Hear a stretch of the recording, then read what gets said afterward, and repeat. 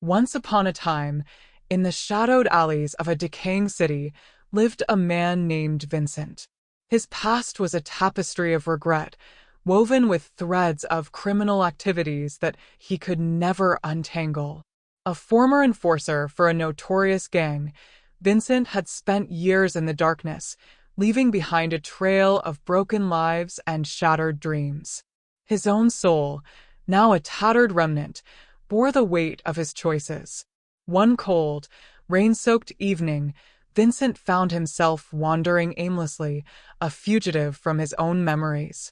His once imposing frame now hunched under the burden of guilt. He stumbled upon a dilapidated building at the edge of the city. Intrigued by the faint light seeping through the cracks, he pushed open the creaking door and stepped inside. The interior was a stark contrast to the exterior. Warmth and light enveloped him as he entered a room filled with vibrant fabrics and intricate tapestries. The air was thick with the scent of herbs and spices, and the gentle hum of activity surrounded him. At the center of this hive of creativity were the Stitch Witches, a group of women with an ethereal presence, their fingers dancing deftly over looms and needles. The leader of the Stitch Witches, a wise and serene woman named Alara, approached Vincent with a gentle smile. "You look lost," she said, her eyes reflecting both kindness and understanding. Vincent nodded, unable to find his voice. Alara took his hand and led him to a corner where a loom stood waiting. "Sit," she said softly. "Let us teach you the art of sewing.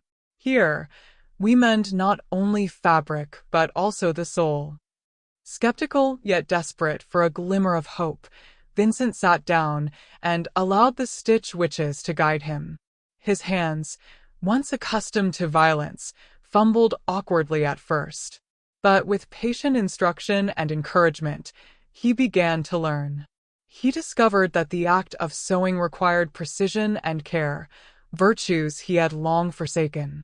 Days turned into weeks, and Vincent found solace in the rhythmic motion of needle and thread.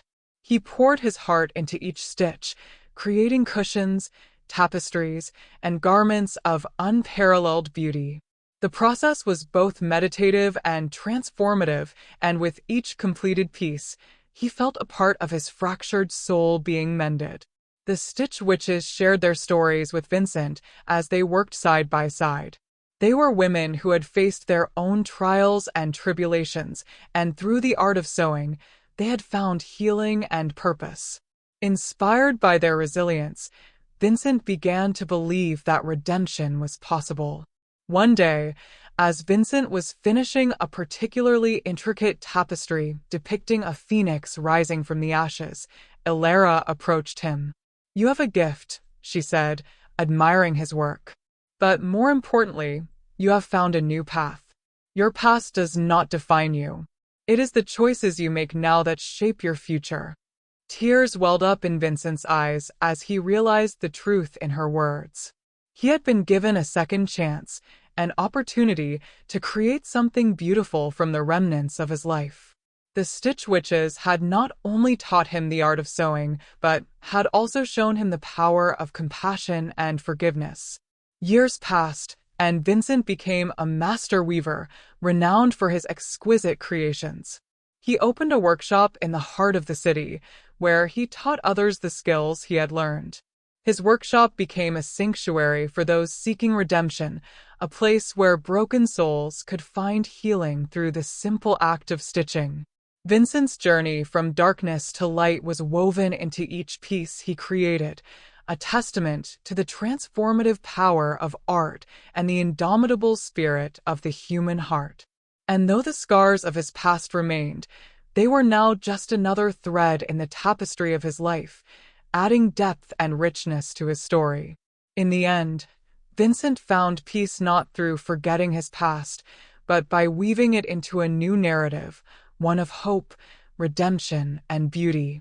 And the Stitch Witches, who had once saved a broken man, continued their work, knowing that every stitch had the power to mend even the most shattered soul.